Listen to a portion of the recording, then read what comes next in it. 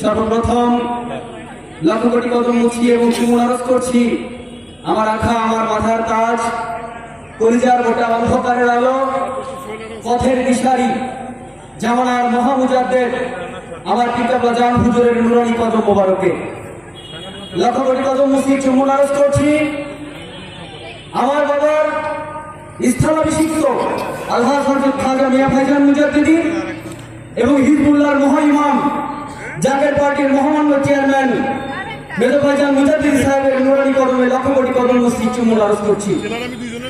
লক্ষ কোটি কদম মসজিদ চুমুন আরজ করছি খাজা পরিবারের সকল সদস্য আইনের পুত্র পবিত্র কদমে লক্ষ কোটি কদম মসজিদ এবং চুমুন আরজ করছি।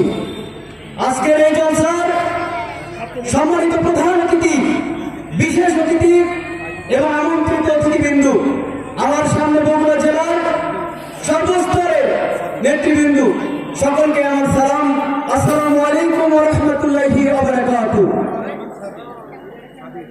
একটি ছেলে দাওনা মাগো জাকের পার্টিতে, যে ছেলে থাকবে নবীজির দলে, এইরকম একটি প্রবাদ বা একটি গজল রয়েছে।